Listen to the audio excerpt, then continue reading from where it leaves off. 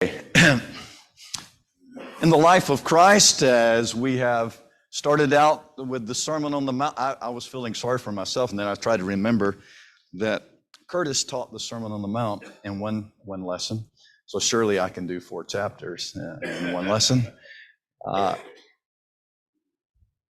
The life of Christ started off with his inaugural address. Interestingly enough, Matthew's gospel is going to re-explore and expand upon many of the themes that were found in that sermon in the Matthew 5, 6, and 7. You saw the rise of popularity as Jesus, after his temptation, he calls the 12, they begin the ministry. You see him rising in popularity.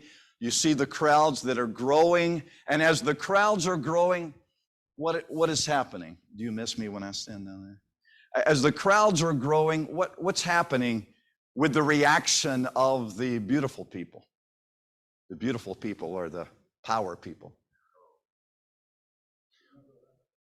They're not happy. They're not real happy at all. And why are they not real happy? They're scared. They're scared. They sense that change is in the air. They sense a changing of allegiance. Let me just say something to you, folks. We talk about faith, repentance, confession, baptism. Confession has everything in the world to do with an acknowledgement of a change of allegiance, okay? And so if you understand anything about what it means to say, I pledge allegiance to something, then surely you understand something about what it means to confess Jesus as Lord. Pledging allegiance to him. We're bowing our knee to him. And Jesus said, what an unthinkable thing. Just crazy.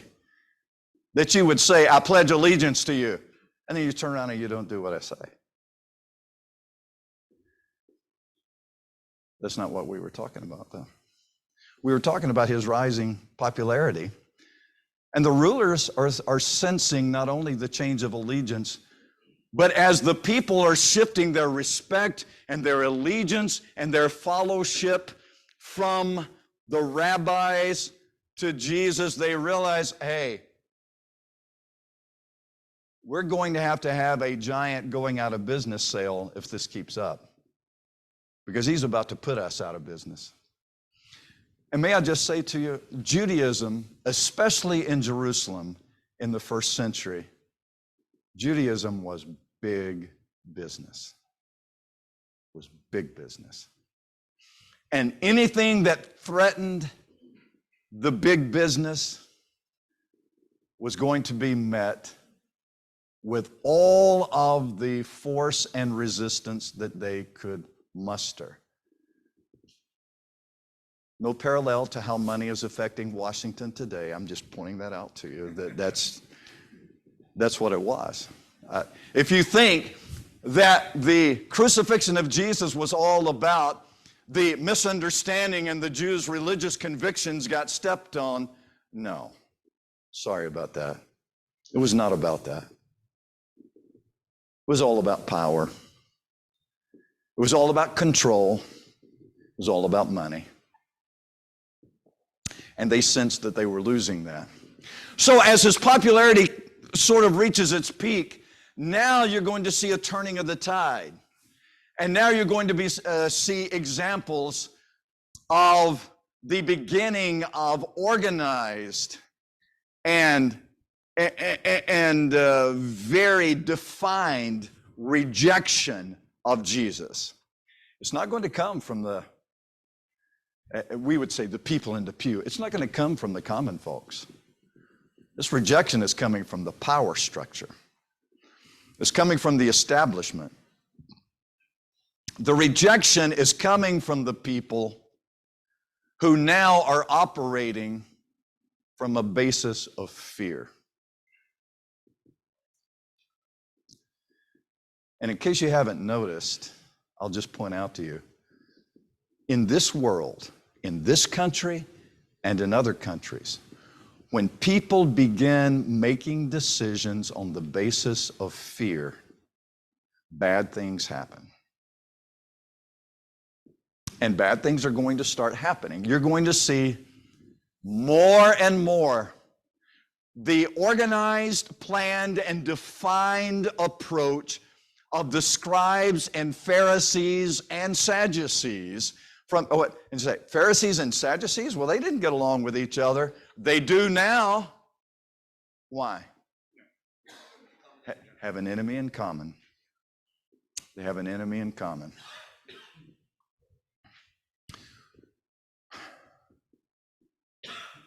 You know why grandparents and grandchildren have this special bond between them, don't you? Okay, so rejection, suffering, and glory. These chapters as we go through. The structure of Matthew's gospel looks something like this. Opens up with chapters 1 through 4 with the origin of the gospel message. The gospel is the good news about Jesus. We find out where this all starts, where it comes from, the preparation for his ministry. And then in chapters 4 through 7, Jesus begins carrying forth the kingdom message, calling the 12, getting everything ready. The gospel is going to the world. And then in chapters 8 through 11, the kingdom comes with authority. And then in chapter 11, 12, and 13, Jesus is at his peak of his ministry, teaching, and the crowds are coming, and the people are fascinated, and the miracles are being done. And the opposition, they're trying, but they're not getting anywhere. And they're getting frustrated, and they're getting scared. And things are about to start happening.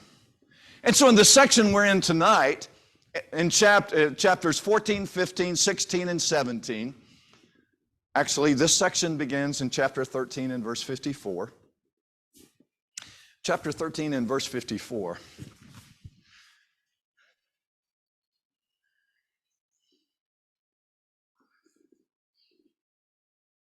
When Jesus came to his hometown, he taught them in their synagogue so that they were astonished. You're going to begin to see his rejection. Where did his rejection begin? I love this. Where did it begin? In his hometown. In his hometown. And he's going to say something that's wonderful. There's too much good stuff here. I'm never going to get through this. He's going to say something that's what? Look at verse 57. You know, he stood up and he comes back to his own people. He goes to the synagogue. These people, they're all saying, hey, we know him. This is little boy Jesus. Well, he's not little boy Jesus. How do they remember him? Little boy Jesus. They remember him. Isn't this the son of Joseph? That's how they remember him. And then he's going to rebuke them. He's going to upbraid them. He's going to insinuate. Actually, he's just going to say it. That they are wrong. The nerve. Who does he think he is? And verse 57 says, and they took offense at him. And Jesus said to them, a prophet is not without honor except in his hometown and in his own family. Is that true? It is true. Do not raise your hand. It is true. It is very true. And so, now in chapter 14, the rejection begins. And this section has to do with the rejection and the suffering that goes along with the rejection, and is going to culminate in the glory that's coming, beginning with that glimpse of glory we get to see in the transfiguration in chapter 17. But the rejection, suffering, and glory gives way to the movement toward the cross. Matthew 16, 17, that whole section, that has everything to do. We've got to establish that Jesus is the Christ. You've got to know who he is. And as soon as we define who he is, what does he tell them? Now that you know who I am, what did Simon, son of Jonah, say? Thou art the Christ. What does that word mean?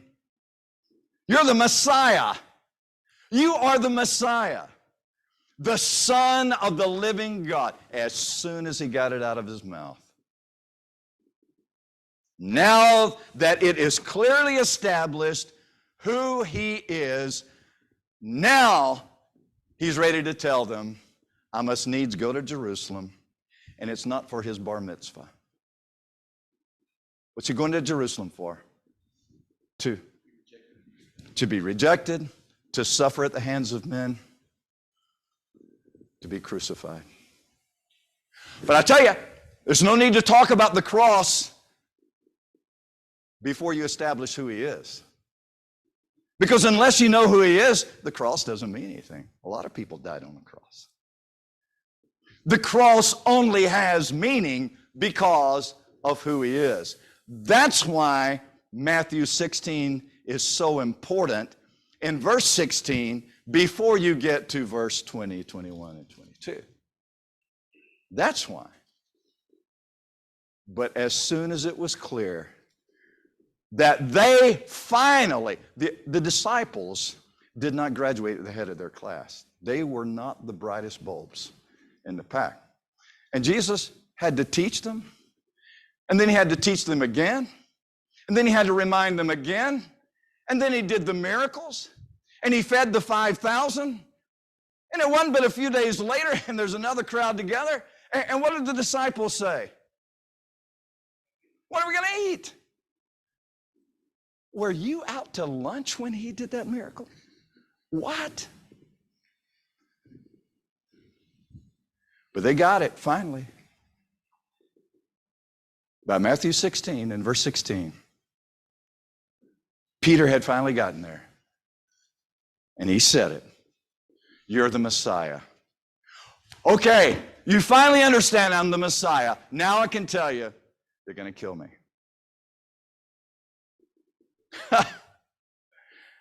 That was not the follow-up that Peter was expecting, was it? Absolutely not. As he gets closer and closer to the cross, he's going to eat that final supper with his disciples. He's going to go to the garden to pray,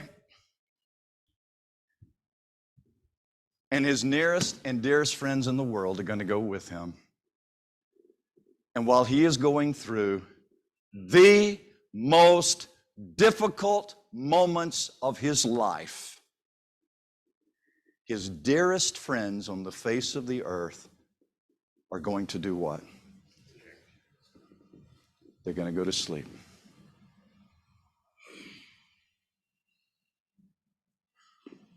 Not just once, 3 times.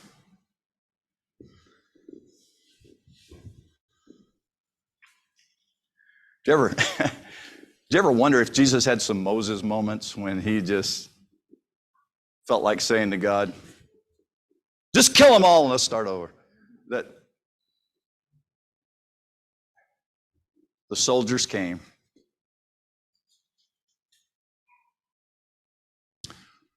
One of his most intimate friends publicly betrayed him. And I can tell you, there were 11 others whose blood was boiling as Jesus was being arrested. As they saw this betrayal kiss, as they heard the words of Jesus when he said to Judas, you're going to betray me with a kiss? And Jesus all the while thinking, Peter, Cephas, over there. Don't get too indignant right now. Don't say anything about Judas yet, because we haven't made it yet to the courtyard where the bonfire is, where you're going to be standing around with the unbelievers, cursing and swearing that you don't even know me.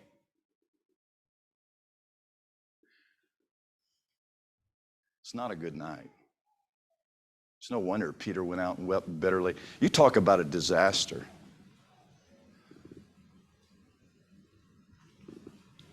But in reality, it was all part of the plan of God, wasn't it?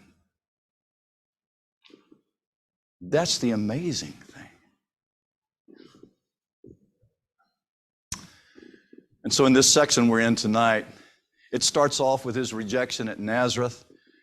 Then we have the rejection of Jesus that begins with the rejection of his people, with his prophet, the one who had announced him. Herod rejects John the Baptist. You have the feeding of the 5,000, the walking on the water, the healings at Gennesaret. What is Jesus doing? What's going on here in Matthew's gospel as he's pointing out the fact, okay, he goes to Nazareth, he is assuming the role of the Messiah, the Son of God, and the reaction of the Jews is, I don't think so. And on the bigger playing field, politically speaking, you've got Herod, who is supposedly a Jew, a secular Jew. He's supposed to be a Jew. I mean, you know, he's sort of one. And I mean, he gives lip service to Judaism, but he doesn't want any part of that law stuff.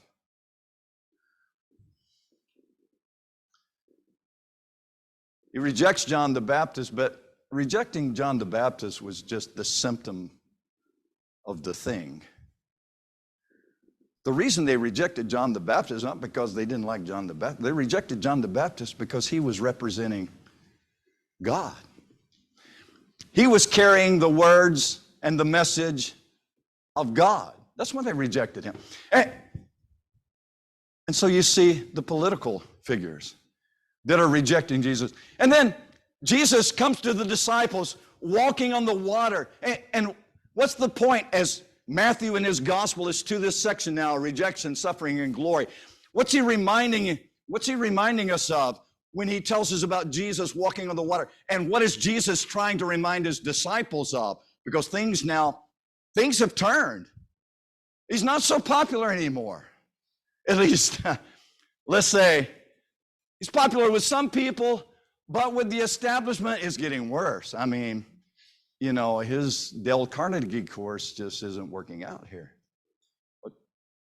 What? Feeding of the 5,000. What's Jesus showing his disciples? He's showing him he's the Christ. Ladies and gentlemen, the miracle of the feeding of the 5,000 is all about the fact that Jesus is the Messiah, he is the Christ, and he takes care of his own. You don't have to worry about that. You got 5,000 people who don't have anything to eat. It is not a problem for the Son of the living God. He's walking on the water. The wind is blowing, the storm is raging. He's walking on the water. What's he showing the disciples? You don't have to be afraid in the storm. I am the Lord. I'm the Messiah. The important thing here is not the storm that is upon you. The important thing here is the Lord who is with you. I am the Lord. And then, in case they still don't get it, he's there at Gennesaret, which is a Gentile area. All these people are coming to him. Guess what he does? He heals a few of them, some of them, part of them. No, what does the text say? All of them. All of them. And then in chapter 15, the big boys down in Jerusalem at the temple, they can't stand this. Business is down, donations are down, sacrifices are down, corruption profit is down. They got to put a stop to this. Now, they are actually following him around. They are going and finding him. They're up in Galilee.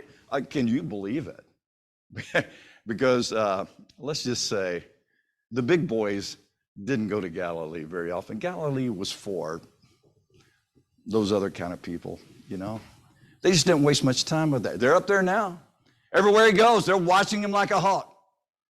Every time he begins to talk, they are there, ready to ask a question. And you're going to see his encounter with religious tradition when they say, "Gotcha! Your disciples do not observe the washing of hands that the elders have given to us. Why don't they do that? Gotcha. He's not a prophet. He's not the Lord. He is not righteous. He doesn't observe the tradition of the elders." Jesus eats their lunch on that, doesn't he?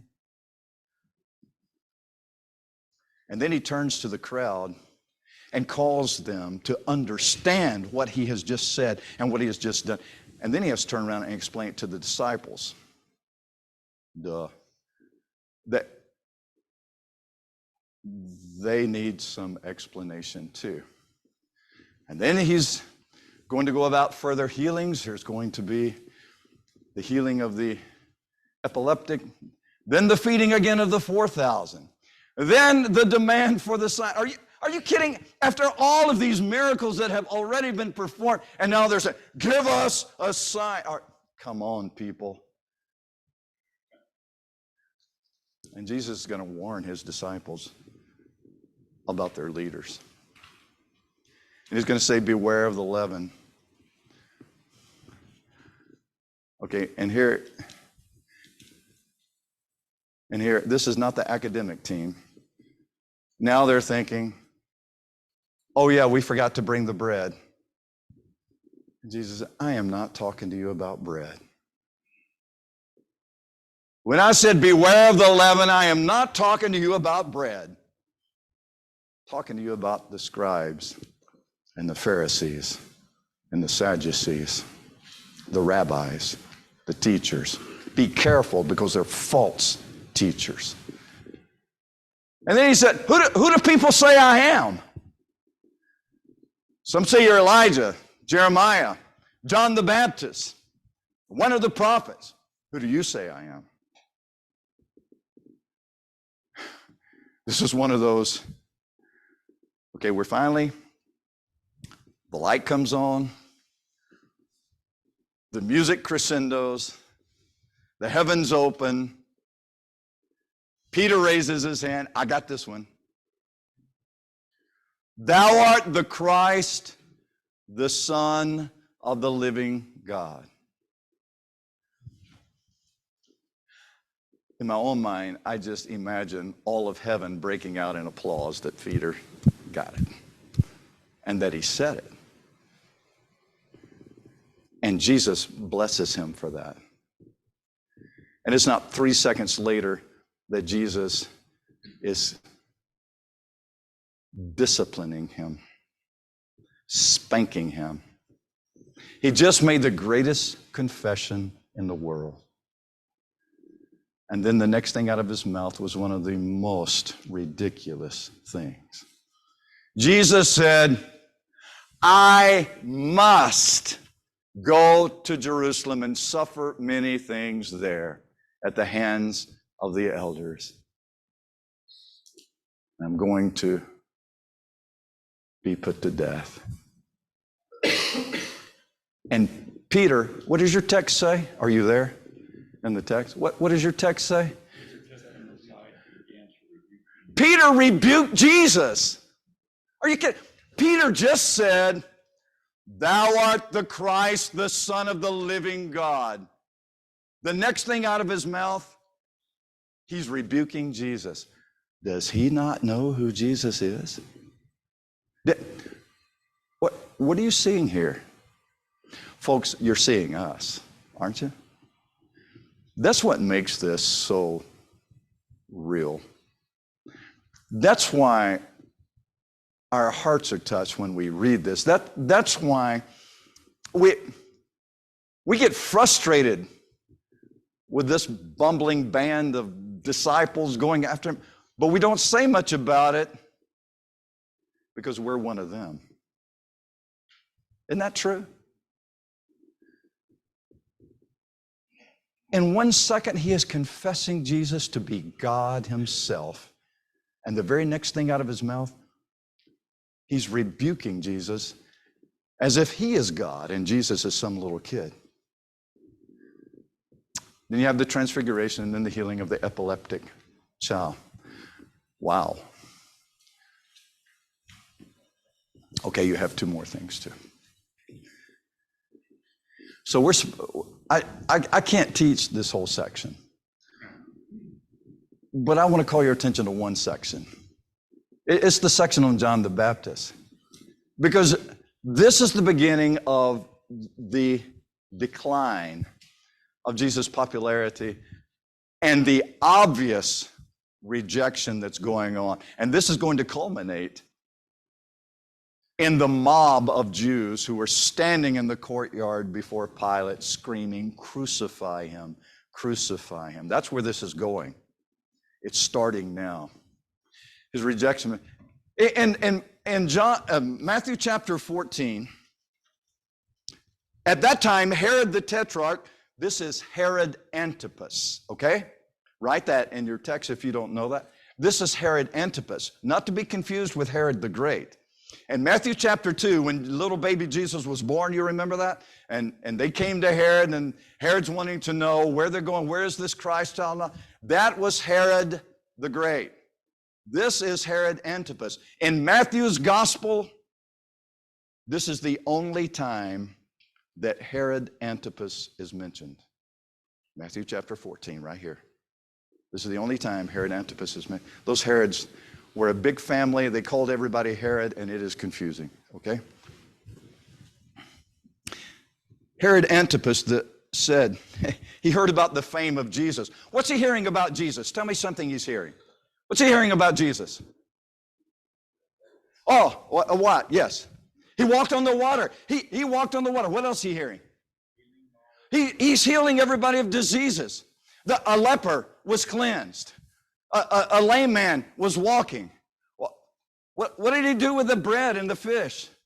He multiplied. Herod is hearing about all of this. And he said to his servants, "This is John the Baptist. He is raised from the dead." That's why these miraculous powers are at work in him. Okay, time out. Herod Antipas was a Hellenist. He was the Hellenist of all Hellenists. Okay, he's hardly a Jew in name only. He is a Hellenist for sure. He is strongly influenced by the Greek culture all around him. And he believes strongly, you see it all over the place, he believes that spirits, when you die,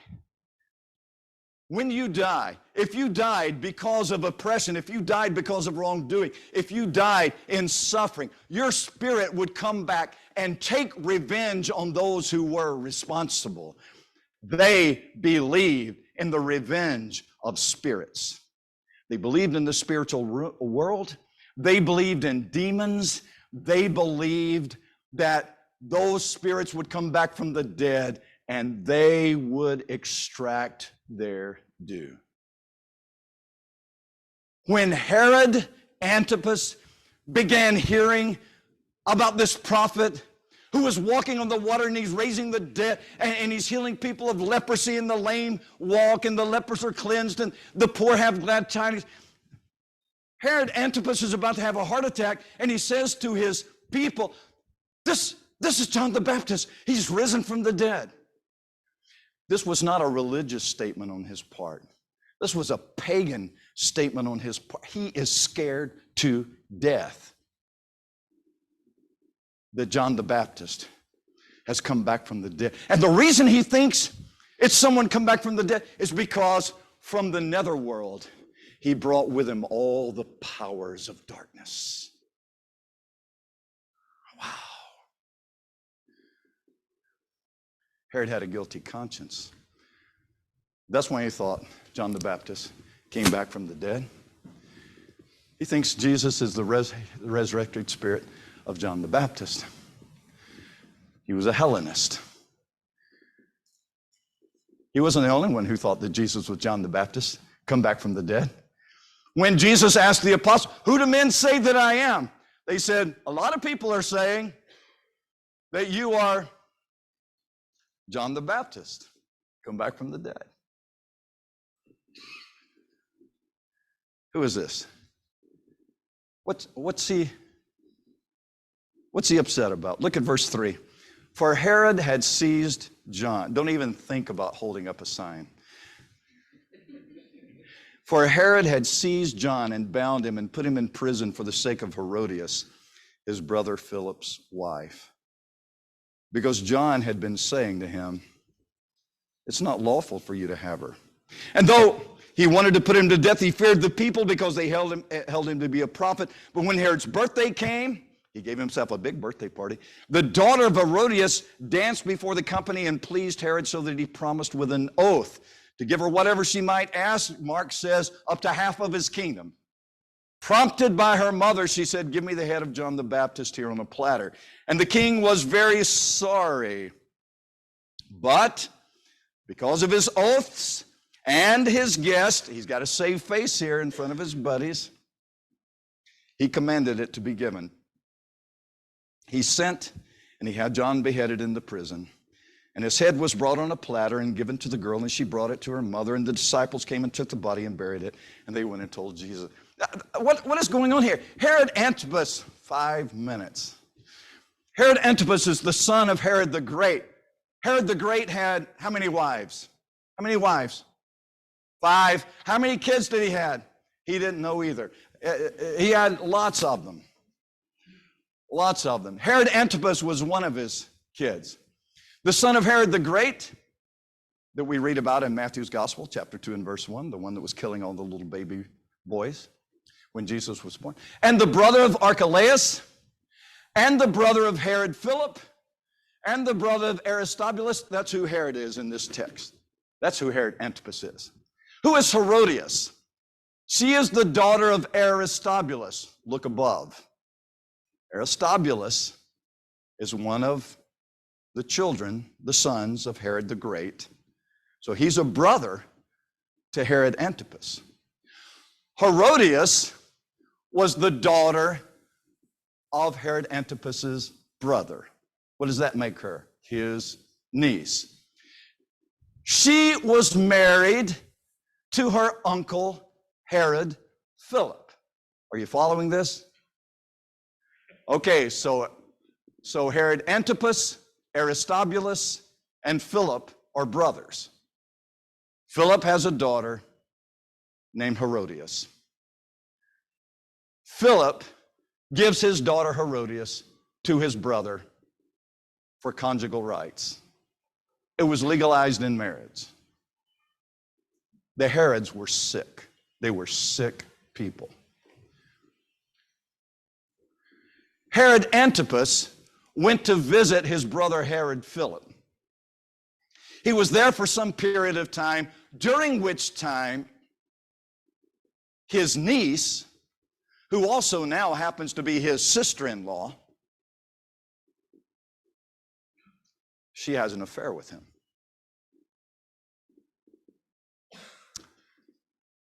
His niece, who had the affair with him, had a daughter with Philip. The daughter's name was Salome. Salome then is both the niece and the stepdaughter of Herod Antipas. And John the Baptist looks at Herod.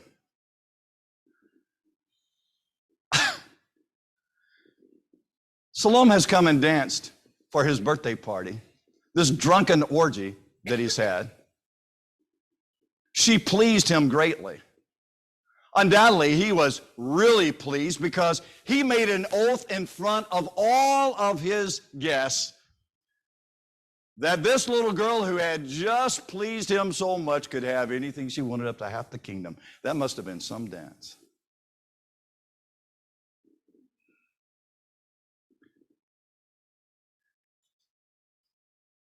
John the Baptist looked at Herod Antipas, who is powerful politically, and he said to him, "It is not lawful for you to be married to her."